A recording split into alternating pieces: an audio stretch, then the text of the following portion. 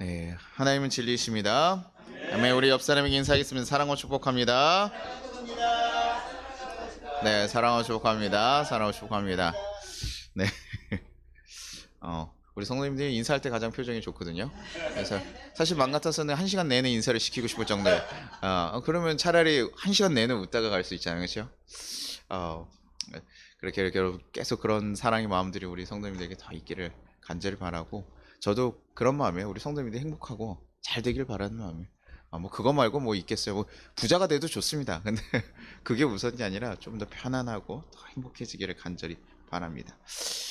오늘 설교 제목 제가 예수님이 믿으십니까? 예수님을 믿으십니까? 라고 적었어요.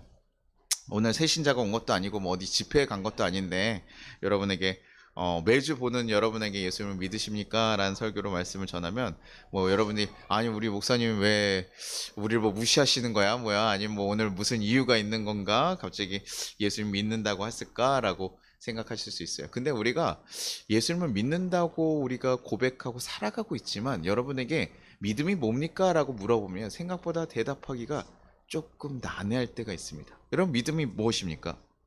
생각해 보십시오. 네, 뭐 나를 비우는 거라고 생각할 수도 있고요. 또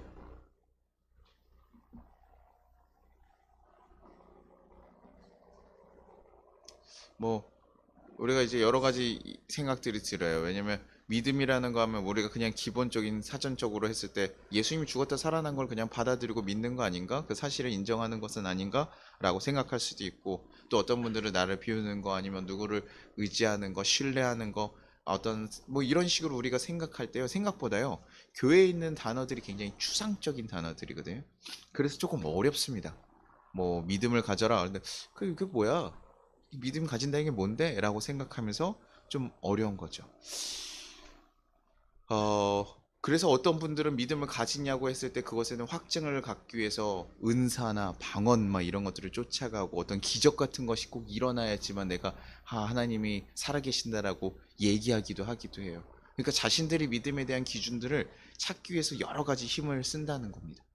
유대인들은요, 이 믿음이라는 이 상징, 자신들이 구원받았다, 내가 하나님을 믿는다라는 그 증거가 뭐였을까요? 그들은요, 유대인이라는 자체 그거였어요. 자신들은 하나님 선택받은 백성이었고, 내가 유대인으로 태어난 것 자체만으로도 뭐예요?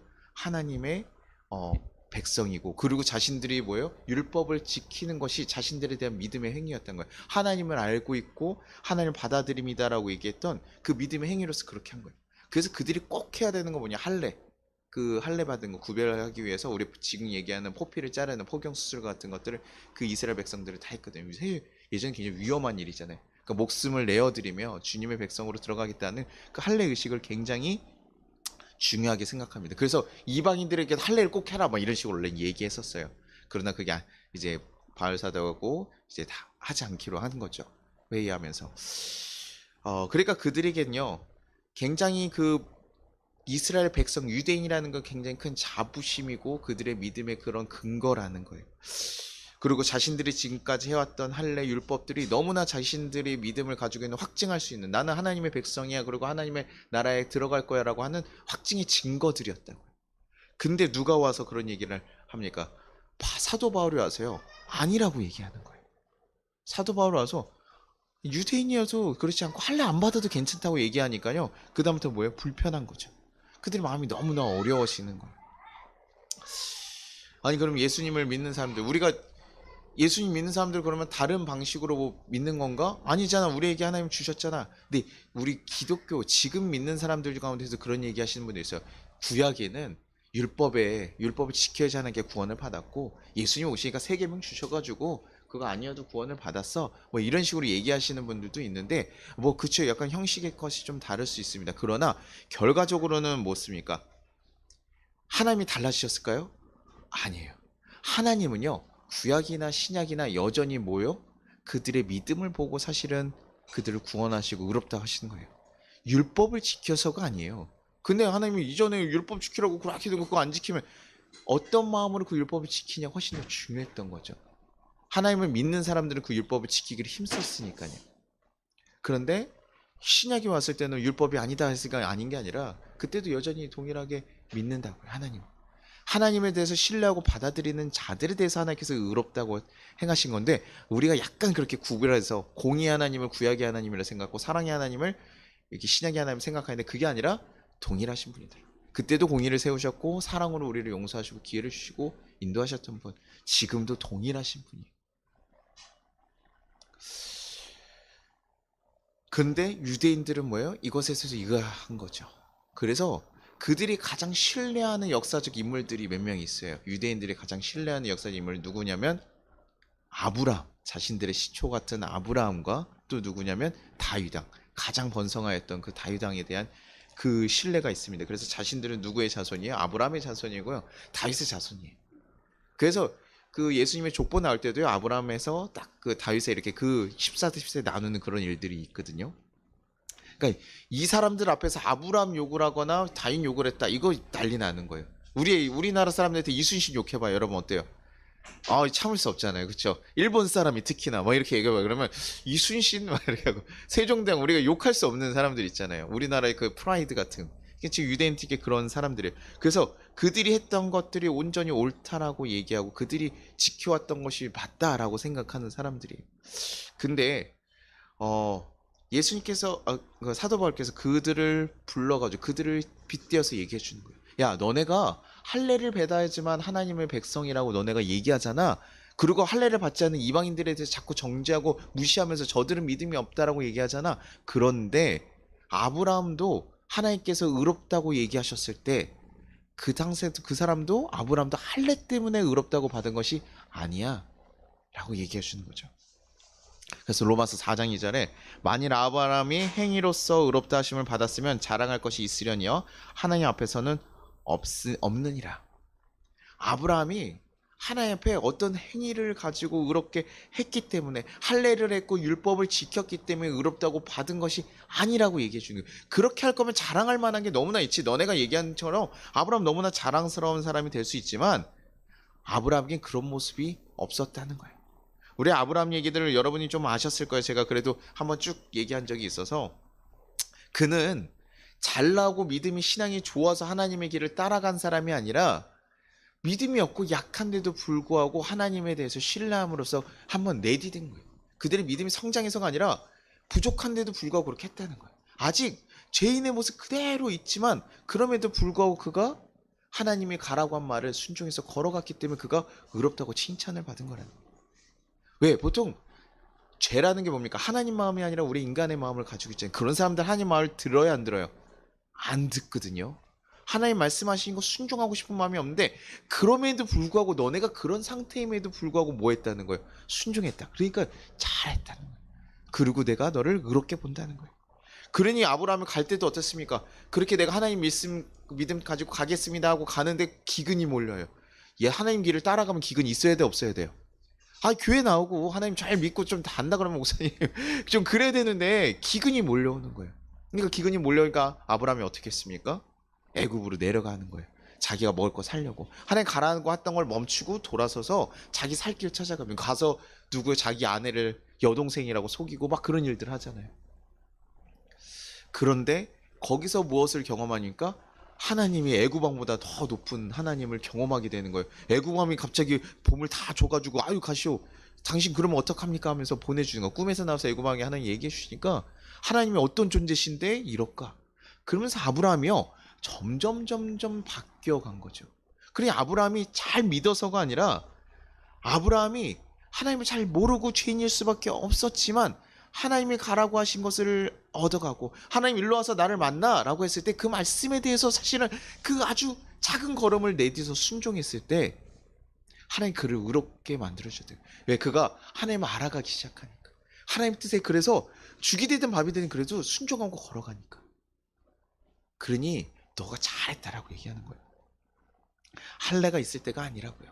가다 보니까 두렵고 포기하고 싶고 뭐 어려울 때도 있었지만 하나님께서 그럼에도 그 길을 포기하지 않고 걸어가는 아브라함을 칭찬하신 거예요. 아브라함이 얼마나 겁이 나는 게 많았는지 몰라요. 자기를 죽이려고 했던, 막 전쟁했다가 죽이려고 막 야 어떡하지 막 도망가고.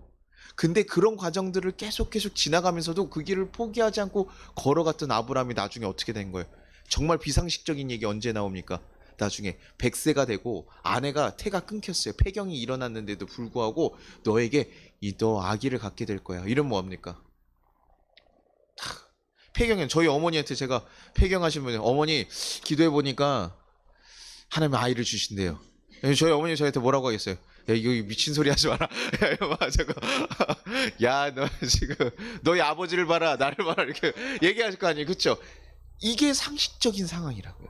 한참 나이가 먹고 폐경이 다 온 그 가정에 지금 와가지고 하나님의 사람이 와서요 아기를 가질 거라고 하니까 사라가 그래서 뒤에서 웃는 거예요. 믿음이 없어서가 아니에요. 너무나 그게 정상적인 사고라고요. 그게 당연한 얘기 아니에요, 그렇죠? 그럼에도 불구하고 그가 뭐 했습니까? 하나님을 받아들이고 그리고 정말 아들이 생겼어요. 그러니까 나중에 더 비정상적인 얘기 뭐 얘기하십니까? 아들을 바치라는 얘기를 하는 거예요. 자기가 이렇게 힘들게 얻어서 너무나 귀엽고 막 금지옥육같이 키웠는데 아들을 바치래요. 아이들 키우는 거 어려워요. 근데도 이쁘거든요. 근데 아들을 바치라고 하면 어때요? 이거 그럴 수 없어요. 아들이 이런 부모들의 그 모습들을 살아갈 수가 없거든요. 그런데 바치라고 하면 그거 될까요? 말이 안 되는 얘기예요. 근데 아브라함은 뭐합니까? 바치는 거예요. 야, 이 사람은 어떻게 정말 믿음이 너무 커서 이런 게 그가 그동안에 계속 과정을 하면서 하나님이라면 어떻게 하신다는 걸 분명히 알 거예요.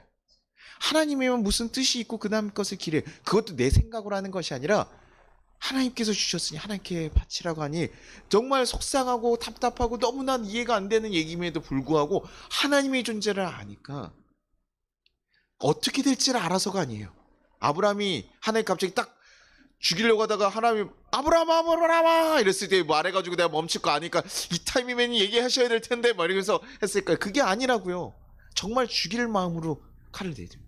누가 어떤 부모가 자식을 죽일 마음으로 칼을 내릴 수 있겠습니까? 근데 하나님이 지금까지도 그렇게 하신 것을 보았어요. 내가 죽을 인생이었는데 다시 살리실 것 같고 지금까지도 한 번도 우리를 실족시키신 분이 아니라는 걸 알기 때문에 아브라함이 정말 납득이 안 되는 그 상황에서도 그 길을 걸어간 거예요. 그래서 의롭다고 받은 거거든요. 근데 자꾸 사람들은 할례를 받고 내가 아브라함의 백성이었고 이런 식으로 내가 어떻게 수고해서 내가 열심히 지켰기 때문에 그렇게 됐다고 생각하는 거예요. 하나님 앞에 우리가 뭐합니까? 성도님들이요. 기도했고 내가 봉사하고 헌신했고 하나님 내가 이만큼 했는데 왜 내 삶은 이렇습니까? 라고 우리가 자꾸 한탄하면서 살아가는 이유들이 그러잖아요. 내가 이렇게 해야 된다고. 근데 그게 아니라고. 그게 아니라고. 그래서 우리는 은혜의 존경. 그럼 뭐 하나님 목사님 와서 교회에서 아무것도 안 해도 돼요? 그건 아니죠. 이제 제가 뒤에서 한 번 더 얘기를 드릴게요. 근데 우리가 뭔가를 자꾸 해서 얻는다고 생각하는 유대인들에게 얘기를 한 거예요. 네. 걱정되지만 하나님을 믿고 신뢰하면서 제가 우리 아이들이 뭘 쏟고 이러더라도 네, 믿고 걸어가고 있는 믿음을 가지고 간다는 건 사실 쉬운 일은 아니에요. 두렵고 걱정되는데 사실 그렇게. 근데 우리가 뭔가를 해서가 아니었다라고 유대인들에게 얘기해주는 거예요. 너네가 율법 열심히 지켜서 의롭다함 받는 거 아니야 라고 얘기해줘요. 그리고 또 하나는 뭐냐면 다윗을 들었어요. 다윗은 어떻습니까? 다윗은 하나님을 너무나 사랑했던 그 사람이잖아요. 근데 다윗이 어떤 문제가 있었습니까? 우리 철회 때 한번 나눴었는데요. 밧세바 가늠한 사건 때문에 밧세바라는 여인이 너무나 마음에 들어서 그 여인을 취하고 싶은 마음에 누구까지 죽입니까?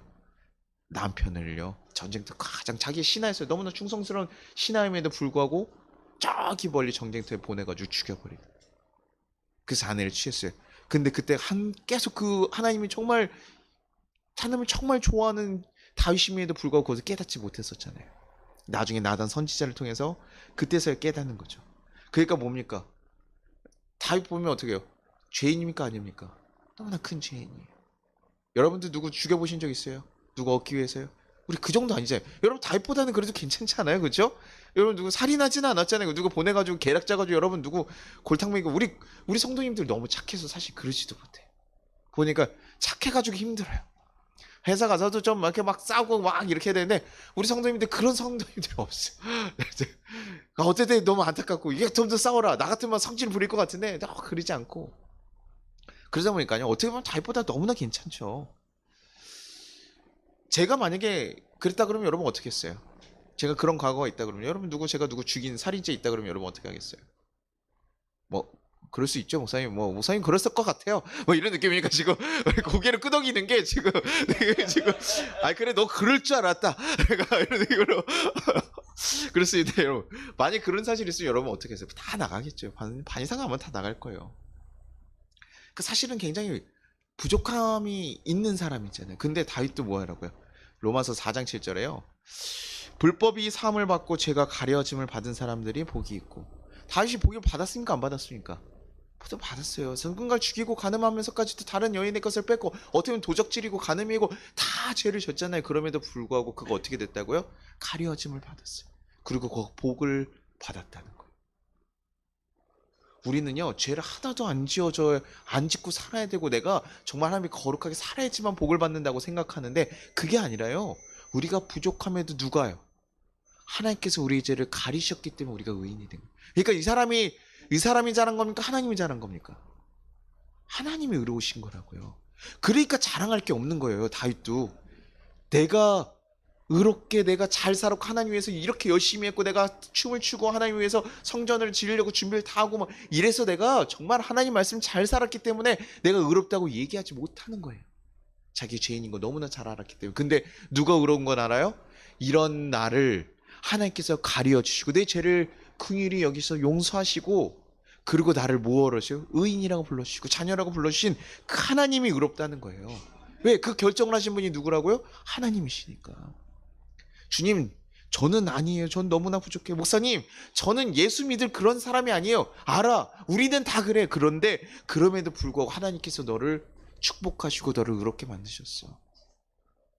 너를 그렇게 세우셨어. 그러니 하나님 의롭다고 얘기할 수 있는 거죠. 로마서 4장 12절에 또한 할례자의 조상이 되었나니 곧 할례받는 자에게뿐 아니라 우리 조상 아브라함이 무할례 시에 가졌던 믿음의 자취를 다른 자들에게도 거하니 할례를 받아서 할례를 받은 너네도 참 하나님의 백성으로서 축복받은 자들이 되지만 아브라함이 할례가 아닐 때도 불구하고 하나님을 따라갔던 그 믿음을 걸어가는 지금 다른 많은 헬라인들에게도 동일하게 뭐 한다고요? 힘한다는 거예요. 그를 의롭다고 여기신다는 거예요.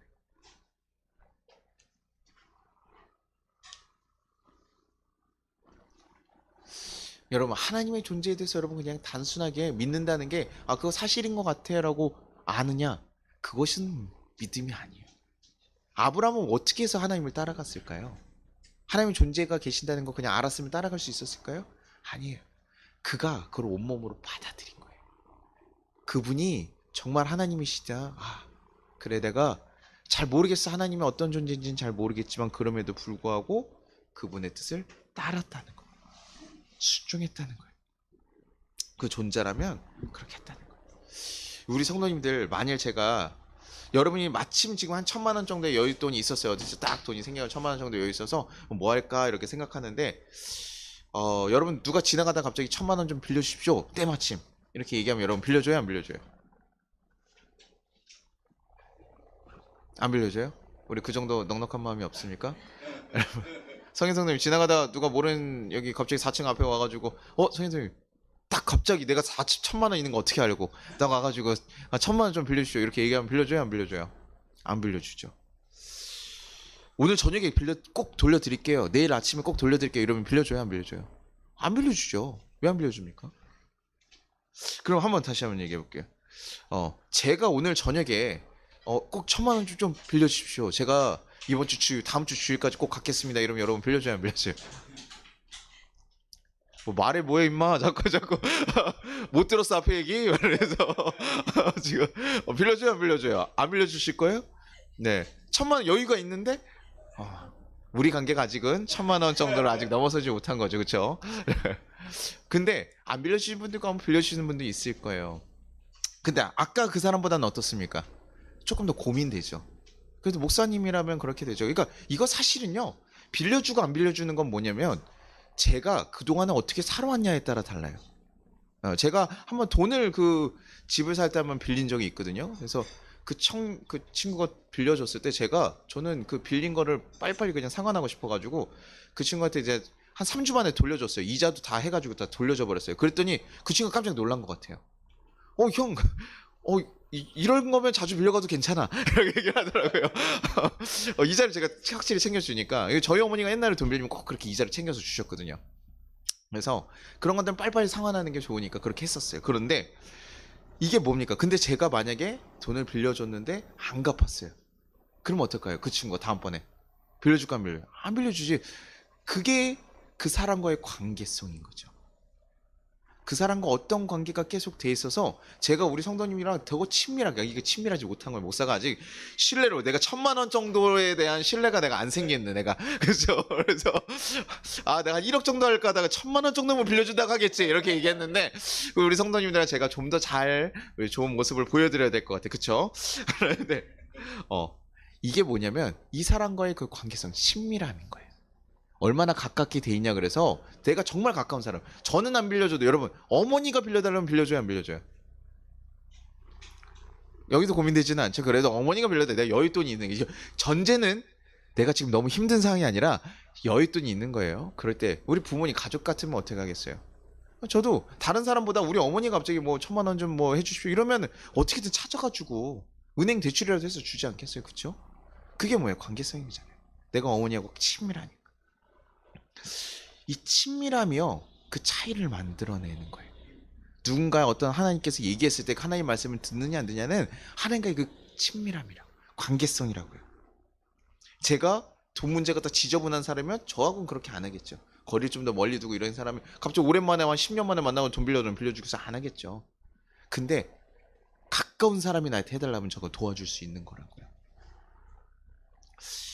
제가 예전에 구원의 문제에 대해서 이 친밀함 가지고 저한테 예전에 부목사님이 한번 얘기하신 적이 있어요. 근데 그 목사님이 얘기하실 때, 야, 저는 예수님을 믿으면 목사님 구원받는 거 아닙니까? 라고 얘기했더니, 성원아, 친밀함의 문제라고 생각해. 라고 얘기할 때 제가 되게 어려웠어요.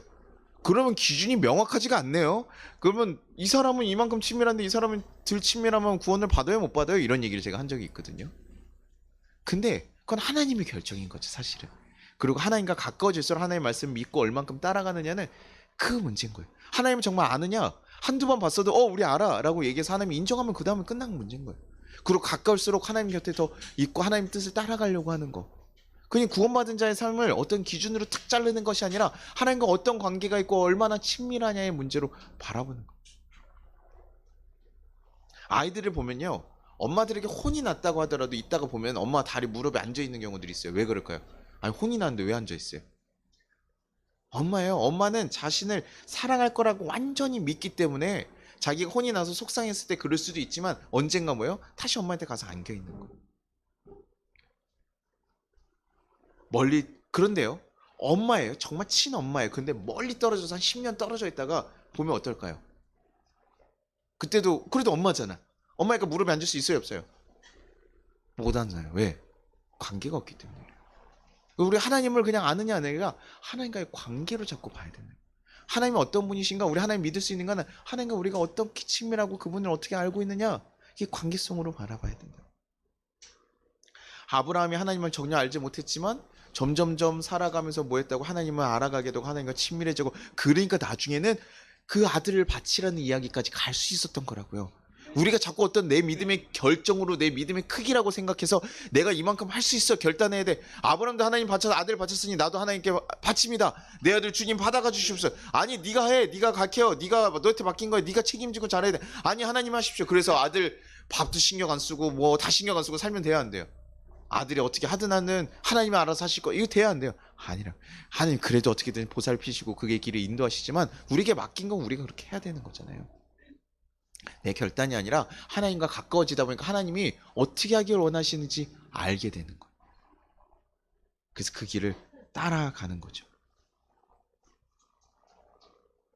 그러니 유대인들에게 사실 계속 얘기하는 거, 이런 지금 사도 바울의 사실 지적은, 너네 예수님을, 하나님을 알고 있니? 너네 하나님 정말 알고 있는 거야? 하나님과 친밀해? 하나님과 정말 알고 있어? 그런데 하나님이 원하시지 않는 이것들에 매달려서 그렇게 하고 있어? 그거 아니야. 하나님 그거 원하지 않는다니까? 그렇게 하면. 제가 우리 성도님들 같이 식사를 하러 갔는데 같이 이게 우리 성도님들 갖고, 우리 목사님은 저거 샐러드 좋아하신대. 그러면서 자꾸 그런 얘기를 하면서 샐러드만 자꾸 사와요. 그럼 어때요? 저랑 관계가 어떻게 되겠어요? 서운해지겠죠. 자꾸 샐러드를 주는 거야. 나는 이거 야채 이거 들어가 있는 거 안 먹는데 이 사람들이 달달한 초코 시럽을 뿌리든지 뭐라도 뿌려서 가져 이거 내가 먹겠냐고 왜 자꾸 나한테 이런 거야 이러면서 뭐예요? 자꾸 나한테 그렇게 하면 여러분 관계가 좋아져요 안 좋아져요? 안 좋아지잖아요, 그렇죠? 멀어질 수밖에 없잖아요. 왜냐면 그 사람 만나면 자꾸 샐러드 먹으러 갔잖아. 그러니까 어떻게 하겠어요? 만나요 안 만나요? 안 만나지. 근데 우리 다른 성도님이 와가지고 자꾸 뭐 저거 막 고기 같은 거 막 이게 먹재. 와 그래. 그럼 어때요? 정말 거기에 자주 만나는 거잖아요. 그쵸? 그러면서 아무리 다른 성도가 와서 샐러드가 그 목사님은 샐러드를 너무 좋아한다니까 아무리 얘기한다고 한들 의미가 없잖아요. 하나님 앞에서 율법이 하나님을 정말 따르는 거고 하나님을 행복하게 하는 일이야 하면서 율법을 계속 얘기하지만 사도 바울이 보니까 하나님을 만나고 예수님을 정말 아는 사도 바울이 보니까 아닌 거예요. 그러니까 유대인들이 계속 얘기해 주는 거야. 야, 너네 정말 하나님 알고 있니? 하나님 믿고 있는 거야? 정말 그분이 이거 원하시는 거 맞아? 계속 얘기하는 거죠. 자꾸 어떤 유대인으로서 또 외모로서 제가 이렇게 페이스북 같은 거 가끔 보면 저 아직 옛날 사람의 페이스북 같은 거 가끔 이렇게 그쪽에서 이렇게 보는데 거기 보면 요즘에 중국 드라마들 광고를 좀 많이 하거든요. 중국 드라마 광고하는 거 보면 거기에 내용들이 다 똑같습니다. 항상 누구 집안 뭐 이런데요. 누가 강한 집안이 누구를 이기고 또 누가 강한 집안이 또 나타나거나 이기고 근데 항상 힘을 숨겨놔요. 이러다가 뭐 이런 식이에요. 제가 광고를 잠깐 봤는데 이렇게 근데 내용이 항상 똑같아요. 그러니까 그들 사고에는 뭐예요? 더 많이 가진 자가 옳고 그거면 정당한 행동을 하더라도 야 중국은 이게 되게 강하구나. 무협에서도 그러잖아요. 걔네들이 강호의 그런 사고들 있잖아요. 강자가 맞다 이런 사고가 있어서 그런지 몰라도요 부자고 힘이 세면 그 사람들의 의견에 다 맞춰가는 거예요. 그런 식으로 해서 옳고 그름이 아니라 그걸로 따지더라고요. 근데 세상은 그럴 수 있죠. 그런 사고가 깔려있고 그렇게 얘기할 수 있는데 예수님을 믿는 자들은 어떻습니까? 외모로 판단하지 말자고 하잖아요. 내가 너네 외모로 보지 않는다고 하잖아요. 그것다가 의롭다고 얘기하잖아요. 우리가 어떤 신분을 가졌든 우리가 많은 것을 가지고 아니든 우리가 어떤 것을 누렸든 아니든 다 상관없이 하나님께서 동일하게 보시고 하나님께서 우리의 중심을 보고 판단하신다고 하잖아요. 그러니까 교회는 전혀 다른데 이 마음을 사실 알아야 우리가 교회답게 걸어갈 수 있는 거고 하나님 뜻에 합당하게 걸어가는 거예요. 하나님 예수님 다시 오셔서 봤는데 야 너네가 참 잘했다라는 얘기를 들을 수 있는 사람은 예수님의 마음을 잘 알고 깨달았고 살아간 사람들 아닙니까? 그렇죠? 예수님의 그 마음을 잘 알아서 한 사람들 아니에요. 그래서 친구들도 만나보면 동일해요. 내 마음을 잘 이해해주고 아는 사람들과 가까워지잖아요. 그리고 참 잘했어. 네가 좋아. 이렇게 얘기할 수 있는 거잖아요. 예수님이 우리를 보시고 우리는 그런 길을 걸어가야 된다고요. 내가 생각하고 내가 옳다고 생각한 것을 잘못 가서 예수님을 믿는다고 우린 얘기하고 예수님을 따른다고 생각하지만 엉뚱한 길을 걸어가서는 안 된다는 것이에요.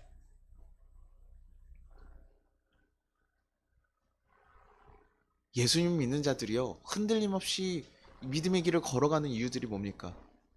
세상에서 보면 안 될 일이고 망한 일이고 죽는 일인데도 불구하고 이 모든 것들을 하나님의 뜻 가운데 이루실 것을 알기 때문에 사실 그 길을 걸어가는 그게 옳은 길이라는 걸 알기 때문에 가는 거예요. 우리가 잘해서 뭘 열심히 해서가 아니라 하나님께서 그 길을 걸어가는 자들을 도우시고 인도하시겠다는 것을 우리는 신뢰하기 때문에 그 일을 하는 거예요. 많이 가진 사람이 나눠야 됩니까? 없는 사람이 나눠야 됩니까? 가진 사람이 나눠야 된다고 생각하잖아요. 근데 아니요. 가진 사람도 나눠야 되고 없는 사람도 나눠야 돼요. 누가 없는 나눠요. 그리스도인이라면 내가 콩이 한쪽 있으면 그거라도 나누는 거예요. 주님의 말씀에서 내가 없는데 내가 손해보는 것 같은데 기꺼이 뭐 하라는 거예요. 그리스도인들은 어느 정도까지 주라는 겁니까? 빵이 있어요. 그럼 우리 어떻게 나눠야 돼요? 빵이 하나 있으면 우리 어떻게 나눠요? 둘이 나누려면요. 딱 어떻게 나눠요? 반을 나눠죠. 근데 제가 오정 씨하고 제가 빵을 나눈다고 해봅시다. 오정 씨하고 빵 나누는데 저랑 똑같이 반을 나눠요. 그럼 누가 속상해? 억울해요. 갑자기 억울해. 이거 아니야 괜찮아. 빵은 반만 줘도 아니요. 오정 성도는 3분의 한 4분의 3을 줘야 이게 맞죠. 저 훨씬 더 등치가 크고 많이 움직이시고 활동량이 크니까 저기에다 그렇게 주고 이렇게 주는 거잖아요. 그 마음을 가지고 가야 되는데 우리가 자꾸 세상의 잣대로 반만 줘야 돼. 뭐 해야 돼? 근데 그리스도인들은 뭐예요? 거기에 잘 먹으니까 더 줄 수 있는 넉넉한 마음으로 가라는 거예요. 그럼 너가 조금 먹는데 왜 그런 미련한 일을 해? 우리를 누가 책임진다고 믿는 거예요? 하나님 우리 인생 책임진다고 믿으니까 그 길을 걸어갈 수 있는 거예요. 내가 열심히 그렇게 하는 게 아니라 하나님은 우리 인생을 정말 책임지고 이끌어간다는 그 신뢰를 가지고 하는, 그게 믿음 생활이라고요. 교회를 열심히 한 거는 그냥 종교 생활이에요. 우리의 믿음 생활은 하나님을 더 신뢰해드리고 그분의 길을 따라가는 일이어야 된다. 더 친밀해지기 위해서 하는 일이어야 된다. 그분의 마음을 알아가는 거예요. 우리가 세상 살다가 너무나 걱정되고 두려운 일이 있습니까? 없습니까? 있죠. 시험이 있더라고요. 하나님 따라가라는 길을 아브라함 걸어가자마자 시험이 있고, 다윗 하나님이 너무 사랑하고 하나님을 찬양하고 고백한 자인데 가족들에게, 자기 장인한테 쫓겨다니고 자식들이 배신하고, 정말 속상하지 않아요? 그러니까 뭐라고 생각하기 좋습니까? 예수 믿으니까 어때요? 예수 믿을 때 하나님 너무나 사랑하는 사람이니까 인생이 어때요? 아주 그냥 힘들어 보이잖아요. 근데 예수 믿는 사람들 그렇게 얘기 안 한다고. 거기서 흔들리지 않는다고. 그들이 아는 건 뭡니까? 하나님이 이루실 거 아는 거. 제가 아이들에게요, 이 책을 이렇게 저녁마다 읽어주는데요, 심청 이야기를 들었습니다. 심청 이야기를 듣는데, 심청이 뭡니까? 아버니가 눈이 안 보이잖아요. 신봉사가 이렇게 눈이 안 보이는데 딸내미가 너무 이쁘게 키우다가 나중에 뭐예요? 아버지 어디 물에 빠지니까 스님이 와서 뭐라 그래요? 스님이 딸 공양미 300석을, 딸이 아니죠, 공양미 300석을 바치면, 저기 절에다 바치면 눈을 뜰 거야 라고 얘기하니까 집에 가서 그 얘기를 또 푼수같이 얘기해야 하네요. 아유, 내가 그런 얘기가 있어서 내가 눈을 뜰 수 있어서 얼마나 좋았을까. 그래서 딸이 심청에 너무 착해가지고 나중에 그 배 사람들 찾을 때, 15살 처녀를 찾을 때 자기가 가겠다. 그래서 우리 아버지 위해서 눈 좀 뜨게 300석 바쳐주시오. 그리고 인당수에 몸을 던지잖아요. 그리고 눈 떴어요, 안 떴어요? 처음에요. 다 받쳐가지고 못 떴어요. 그 스토리 전 뜬 줄 알았어요, 제가. 근데 읽다 보니까 그때 뜬 게 아니었어? 그래가지고 제가 봤더니 그게 뭐예요? 사기 아니야. 이 사기 당한 거 아니에요? 제가 그 얘기 들으면서 너무 속이 상하는 거예요. 이거, 야, 300석까지 맞추고 딸까지 맞췄는데 눈을 떠야 될 거 아니에요? 아무리 전래동화여도. 너무 속이 상하는 거예요. 그런데 나중에 봤더니 딸내미 어떻게 해요? 심청이 다 물에 들어가서 용왕을 만나고, 뭐 제가 용왕을 믿고 뭐 이런 게 아니지만, 그러더니 뭐예요? 이렇게 딱 연꽃에 딱 올라가가지고 나중에 연꽃을 누가 발견해요? 왕이 발견하고, 왕이랑 결혼하고 나중에 찾아가지고 행사들, 이렇게 눈 안 보이는 사람들 다 이렇게 불러 모은 행사 왔더니 마지막에 거짓 글로 온 게 자기 아버지였어. 만나가지고 딱 봤더니 아버지가 뭐예요? 300석 바쳐도 안 되고 이랬다가 내 딸이, 죽었던 딸이 살아 돌아왔구나 이러면서 갑자기 번쩍 눈이 떴다는 거잖아요. 그래서 제 가운데 처음에 마음에 뭐였냐? 야, 이거 사기 스님이 사기꾼 같아. 제가 스님을 비하하는 게 아니에요. 그 얘기에서 지금 그 스토리. 근데 사실 따지고 보니까 맞아요, 안 맞아요? 결과적으로요. 왜냐면 그냥 지냈으면 이런 일이 일어나지 않았을 텐데, 그 과정은 자신들이 원했던 과정이 아닌 거예요. 딸이 바다 인당수에 몸을 던지고 거기서 용왕을 만날 거 알 수 있어요, 없어요? 그리고 자기는 또 시간이 달라가지고, 여기는 벌써 시간이 오래 지나고 뺑덕 엄마가 와가지고 자기 돈 다 훔쳐가고 자기는 정말 거짓골로 살아가면서 이렇게 힘든 삶을 살아가다가 나중에서야 딸이 왕의 아내가 돼가지고 탁 되고 나니까, 왕비가 되고 나니까 그때서야 만나서 눈을 뜬 거예요. 결과적으로 딱 요것만 보면 얼마나 좋아요, 그쵸? 이 과정을 우리 생각하지 않잖아요. 그러고 보니까 나중에 끝나고 보니까요, 스님 얘기가 맞았던 거예요. 근데 스님이 뭐예요? 중간 얘기를 하나도 안 했어요. 이 나쁜 놈이 하나도 얘기를 해줬어야지. 이렇게 갈 거면 야, 이 정도 간다고 얘기해줬어야 되잖아요. 근데 얘기를 안 해주지. 근데 우리 하나님도 어때요? 얘기해줘야 안 해줘요? 안 해주더라고. 사실 얘기를 해줘요. 우리에게 성령을 보내서 어떻게 하라고 얘기해줘요. 이렇게 가기보다는 우리에게 기도하고 우리가 구할 때 뭐예요? 우리가 어떻게 하기를 원해요. 다 어떻게 하기를 원해요. 얘기해 주십니다. 근데 우리는 그 일이 내가 원하는 일이 아닐 때도 많은 거예요. 너무 힘들고 어려워. 근데 그 일을 겪어야 하지만 사실은 그 이것이 이루어졌을 때 잘 누릴 수 있는데 그 과정이거든요. 근데 우리는 이 뒤에 걸 못 보잖아요. 그럼 우리 또한 흔들리지. 믿음이 흔들리는 거예요. 예수 믿는다고 했는데, 예수 믿고 교회 나왔는데 안 돼, 일이 막. 그러면 아파. 제가 우리 성도님들 요즘 아프고 이러면 제가 얼마나 마음이 걱정이 되겠어요. 우리 성도님들 더 잘 되고. 그러니까 저도 어떤 생각이 드냐면, 내가 목사가 기도가 부족했나? 내가 조금 더 하나님한테 더 했어야 되나? 내가 혹시 뭐 잘못한 것은 없나? 이런 마음이 드는데 우리 성도님들도 어떻게 했어요? 다치고 하면 우리가 보통 그런 생각이 들잖아요. 내가 뭘 잘못해가지고 벌 받은 거 아닌가, 뭐 한 건가. 근데 우리는 원래 사실은 그렇게 괜찮은 사람들이 아니라고요. 그런데 우리는 어떤 사람들이에요? 하나님의 손안에 있는 사람들이에요. 지금 우리는 그런 과정에 있습니다. 그래서 그런 얘기들 많이 하잖아요. 성공으로 가는 길은 실패다. 실패가 있어야 성공으로 갈 수 있다. 실패가 없이는 성공이 이룰 수가 없다. 왜? 아무것도 도전하지 않으니까 아무것도 받을 수 없는 것처럼 실패 9번, 10번의 실패가 있어야지 성공이 한 번 있을 수 있다는 얘기를 하잖아요. 그러니까 우리 인생 걸어가면서 사실은 이걸 높여서 하나님께서는 계속 이 과정들을 밟게 하시는데 우리가 이거를 못 믿는 거죠. 정말 좋은 스승이 와서 야, 너 이거 해, 이거 해 했는데 이해가 안 되는 거예요. 왜 이렇게 하라 그랬는지. 근데 일본 예전에 중국 영화 같은 거 보면 어때요? 다 그 중국 영화 보면 항상 그 초반에 들어온 사람들을 뭐 하라고 합니까? 청소시키잖아요. 걸레를 이렇게 짜는 건데 근데 보니까 나중에 보니까 이 걸레 짜는 게 기술의 일부였어 막 이런 얘기요. 어, 너무나 뻔한 클리셰죠. 그런데 그렇게 하잖아요. 하나님께서 사실은 우리를 보내시는 그런 관계들이 그래요. 요셉을 보면 잘 보면 그렇습니다.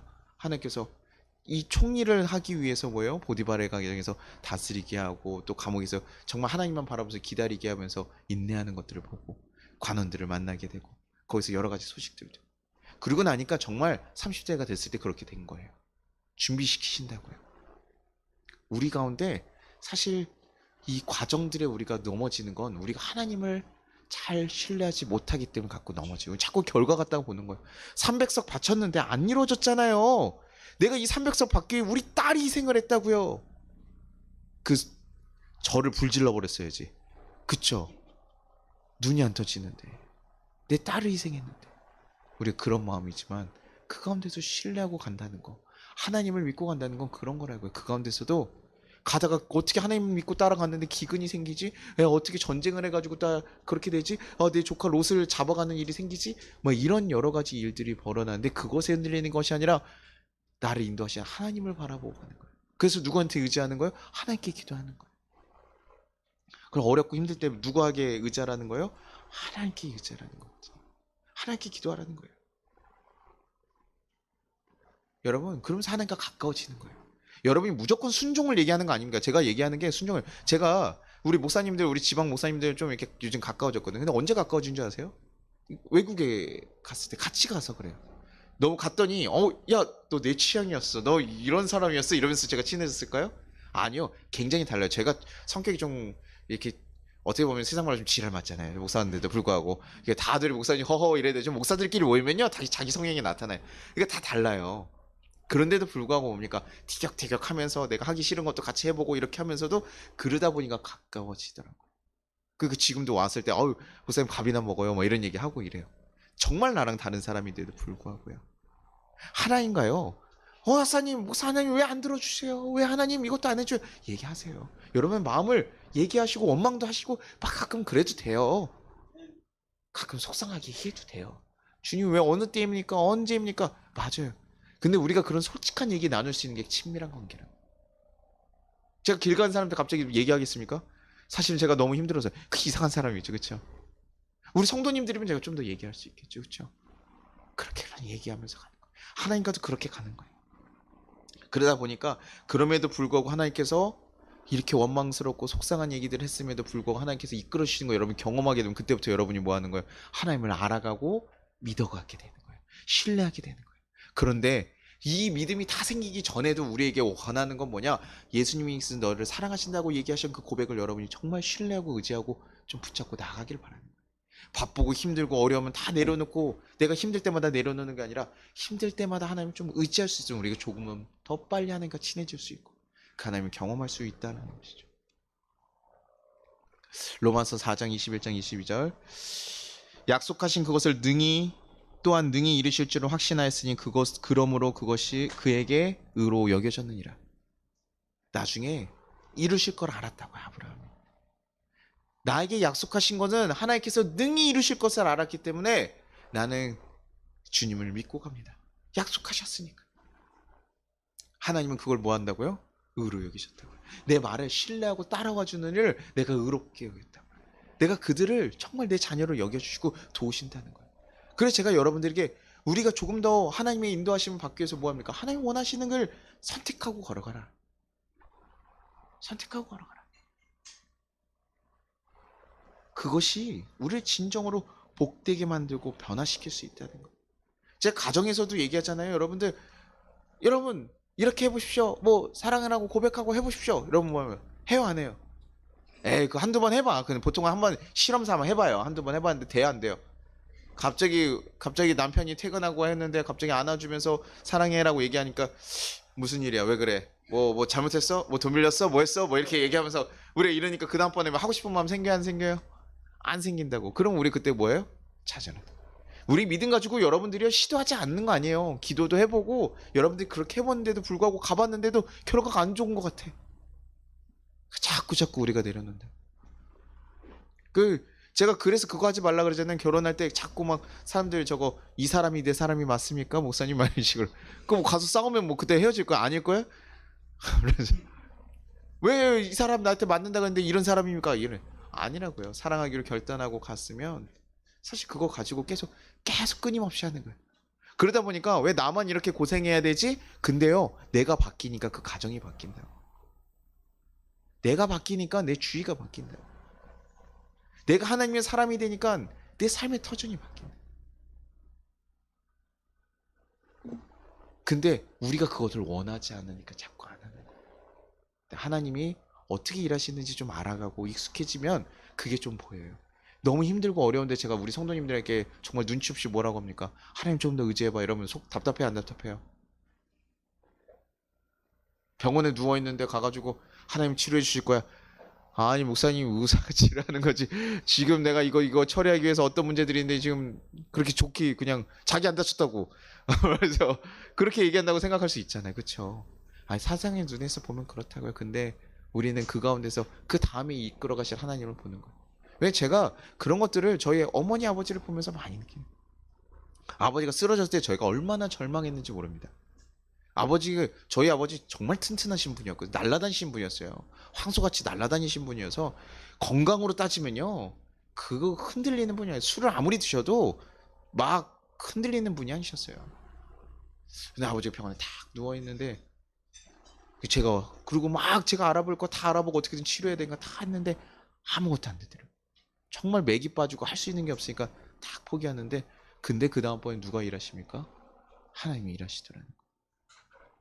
어떻게 그렇게 오지게 꼬일라 그래도 꼬일 수도 없어요. 어머니가 그냥 간장약을 하나 받아오려고 아버지 해서 의사 병원에 가서 받아왔던 양이 알코올 뭐 이렇게 돼서 처리가 하나도 안 된 거예요. 노무사 쪽에서 그런 처리가 하나도 안 되고 또 회사를 한 곳에 있다가 1년 동안 일하신 곳에서 딱 쓰러졌으면 거기서 산재라도 나올 텐데 이직을 했어요. 2주 쉬고 이직을 하니까 3개월에 했을 때 그 근무 시간이 또 초과가 되고 여기서도 책임 안 지고 여기서는 퇴사했으니까 책임 안 지고 가서 이직한 날 첫날에 근데 또 그게 기가 막히게 언제예요?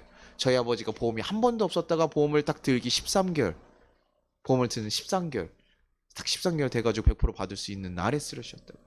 신기하잖아요. 보험 한 번도 가입 안 하시고 가다가 제가 얘기했는데 가입하시고 그렇게 쓰러져요. 돈이 없어서 어떻게 해야 된가?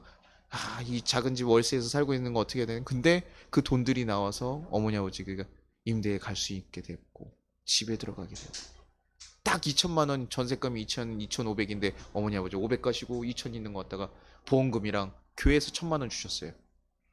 성도님들을 모아주셨어요. 그래서 가게 됐어요. 그래서 그렇게 경험하니까 저는 그 감독님이나 누가 주신 그 사랑들도 기억하기 때문에 저 또한도 기꺼이 주는 거예요. 그것이 하나님의 통로라고 생각하고 그 사람들 하나님의 통로로 사용되었잖아요. 그리고 하나님께서 그렇게 인도하셔서 이끌어 가셨잖아요. 그러고 나서 남들이 보기엔 뭐합니까? 기초수급자의 장애인 됐으니까 어떻게 해요? 멀쩡하시던 아버지, 사업하시던 멀쩡한 아버지가 기초수급자의 장애인 됐으니 어때요? 속이 상해요 안 상해요? 근데 그거가 지금 좋다고 하는 거예요. 행복하다고 하는 거예요. 왜요? 연금처럼 연금 하나도 안 늘어났죠. 사업하시면서 연금을 들긴 뭘 들어요. 아무것도. 왜 그때 집을 안 샀습니까? 집 산 거 왜 팔았어요? 막 이러면서 제가 그때 그걸 왜 팔았어? 빨리 찾았어야지. 막 이러면서 얘기하는데 아니라. 지금 그렇게 하나님께서 필요한 거 다 채워주시고 이끌어 가신다. 여러분 우리 그 과정이 있어요. 하나님을 포기하지 않고 붙들고 가기를 바라요. 힘들고 어려울수록 하나님께 좀 더 기도하시길 바랍니다. 제가 정말 간절한 마음으로 여러분에게 부탁드리는 거 여러분들이 정말 힘들고 어려울 때 그냥 기도하는데 여러분 돈 들어요? 혹시 너무나 기도하는데 기도하려고 그러면 어디 뭐 여러분 이렇게 그 예전에 그 불교들 집안들은 재단을 쌓아놔야 됐잖아요. 근데 그런 거 아니잖아요. 그렇죠? 우리의 기도하기만 기다리시고 우리 기도를 들어주시는 그분께 기도하십시오. 그 좀 길지 않았으면 좋겠습니다. 주님, 길지 않았으면 좋겠어요. 그러나 하나님께서 인도하신 대로 우리가 온전히 순종하고 가겠습니다. 그리고 그 하나님의 그 경험들을 좀 누리기를 바랍니다. 제가 그런 것들 얘기하려면 그래서 제가 목사하고 있어요. 제가 믿음이 좋고 성격도 좋고 막 여러분들은 더 뛰어나서가 아니라 하나님께서 그렇게 야 인생을 이렇게 도우시는구나, 이끄시는구나. 젊었을 때 내 힘으로 했는데 그게 아니라 하나님이 하셨구나 라는 걸 보게 되니까 제가 우리 성도님들에게 얘기하는 거라.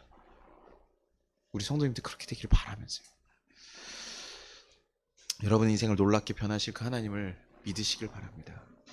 그 하나님과 가까워지길 바랍니다. 그래서 여러분 삶의 자리에 그런 고백들이 좀 가득가득 차서 정말 여러분 삶이 달라지기를 간절히 소망합니다. 저도 기도하고 여러분 계속 힘쓸 거예요. 여러분이 하셔야 돼요. 여러분이 가까워 주셔야 돼요. 제가 아무리 소개시켜드려도 하나님 성이 괜찮아요. 어때요? 만나보시겠어요? 하나님 성이 만나주세요. 우리 제인 형제 어때요? 저 이렇게 듬직하고 잘생겼다 괜찮다니까. 오정성도 좀 많이 먹는데 괜찮아. 이거 너무 좋은 거 다 좋다니까. 일도 열심히 하고 다 이것저것 해요. 얼마나 좋아. 근데 그래도 어떻게 만나서 하나님 만나서 잘해야죠. 그렇죠? 여러분 정말 힘들고 어려울 때 좀 기도하시면서 나아갈 수 있기를 간절히 해서 예수님 정말 알고 친밀해지기를 간절히 소망합니다. 우리 같이 찬양할게요. 그래서 우리 가정에 우리의 마음에 여러분 가운데 정말 광야같이 항모한 그것에 정말 사랑의 열매들, 또 기쁨의 열매들, 평안의 열매들, 우리 삶에도 그런 일들이 가득해지기를 간절히 소망합니다. 이 땅의 황무함을 보소서. 하늘의 하나님 긍휼을 베푸시는 주여, 우리의 죄악 용서하소서. 이 땅 고쳐주소서. 이제 우리 모두 하나 되어 하나의 무너짐 기초를 다시 쌓을 때 우리의 우상들을 태우신 성령의 물 임하소서. 흥의 물길 타오르게 하소서. 진리의 말씀 이 땅 새롭게 하소서. 은혜의 강물 흐르게 하소서. 성령의 바람 이제 불어와 주의 영광 가득한 새날 주소서. 주님 나라 이 땅에 임하소. 부흥의 물길 타오르게 하소서. 흥의 물길 타오르게 하소서. 진리의 말씀 이 땅 새롭게 하소서. 아멘. 은혜의 강물 흐르게 하소서. 성령의 바람 이제 불어와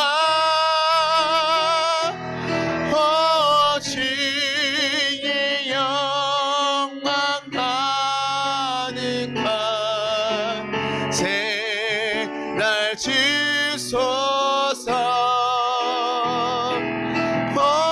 주님 나라 이 땅에 임하소서. 우리 같이 거두는 기도 드리겠습니다. 주님 감사합니다. 우리를 구원하시고 인도하여 주신 은혜 감사드립니다.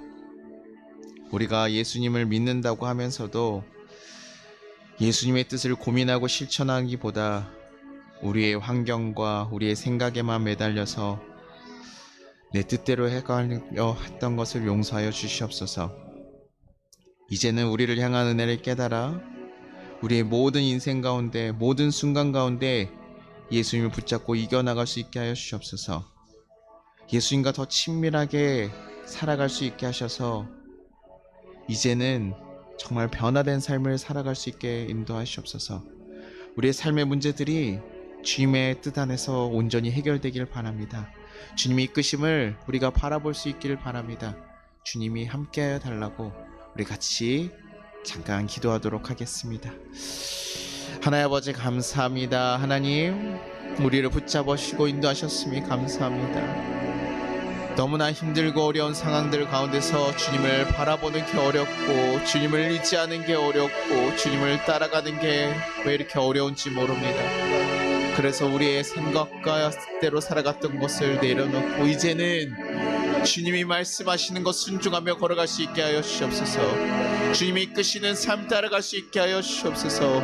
좌절하고 쓰러지는 것이 아니라 주님이 이끄시는 그 삶을 기쁨으로 따라갈 수 있게 하셔서 그 길 가운데 그 끝에 있는 그 역사들을 경험하게 하여 주시옵소서. 주님 얼른 회복되기를 바랍니다. 얼른 건강의 문제들, 재정의 문제들, 가정의 문제들, 관계의 문제들 해결되기를 바랍니다. 주님 지켜주시고 역사하여 주시옵소서. 우리가 어떤 길을 걸어가야 되는지 알게 하셔서 하나님 포기하지 않게 하시고 좌절하지 않게 하시옵소서. 주님이 이끄실 것을 신뢰합니다. 주님이 만드실 것을 신뢰합니다. 살아계신 하나님께서 우리 가운데 이끄실 것을 신뢰합니다. 주여 하나님을 바라보며 걸어가게 하여 주시옵소서. 주님을 놓지 않고 걸어가게 하여 주시옵소서. 살아계신 하나님을 경험하게 하여 주시옵소서. 주님 우리 가운데 함께하여 주시고 우리를 붙잡아 주시옵소서. 우리의 인생들을 주님께서 붙잡아 주셔서 정말 주의 길로 걸어가게 하여 주시옵소서. 주께서 지켜줄 줄 믿습니다. 주님 지켜줄 줄 믿습니다. 주의 거룩한 인생 걸어가게 하실 줄 믿습니다. 하면도 떨어지지 않게 하시고 낙오되지 않게 하시고 손절하지 않게 하시옵소서. 그들이 주님이 주시는 그 귀한 평안을 누리게 하시고 행복을 누리게 하여 주시옵소서. 감사드립니다.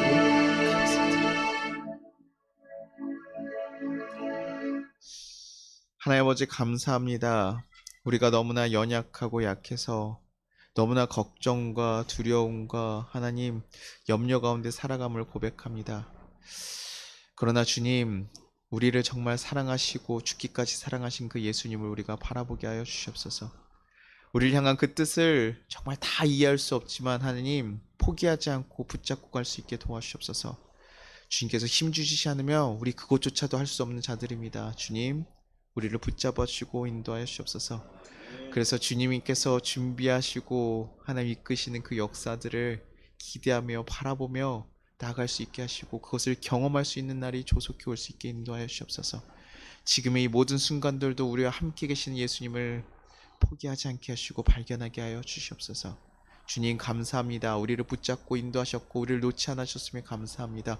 우리가 하나님을 떠나가려고 할 때도 붙잡으시고 다시 한번 세우셨으면 감사합니다. 주님 우리의 모든 상황들을 주님께서 지켜주시고 선하게 이끌어주실 것을 믿사오며 주님 우리의 모든 송파교회 성도님들 주님께 온전히 맡겨드리며 정말 살아계신 예수님의 이름으로 기도합니다.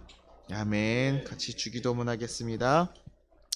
하늘에 계신 우리 아버지여 이름이 거룩히 여김을 받으시오며 나라가 임하시오며 뜻이 하늘에서 이루어진 것 같이 땅에서도 이루어지리라. 오늘 우리에게 일용할 양식을 주시옵고 우리가 우리에게 죄진 자를 사하여 준 것 같이 우리의 죄를 사하여 주시옵고 우리를 시험에 들게 하지 마시옵고 다만 악에서 구하시옵소서. 나라와 권세가 이 아버지께 영원히 있사옵나이다. 아멘. 지금 우리 주 예수 그리스도의 은혜와 우리 하나님 아버지의 무한하신 사랑과 우리를 보호하신 성령의 감화 감동하심이 이 어렵고 힘든 시기를 지나가는 우리 모든 성도들 가운데 이제부터 영원토록 함께 하시기를 간절히 축원합니다.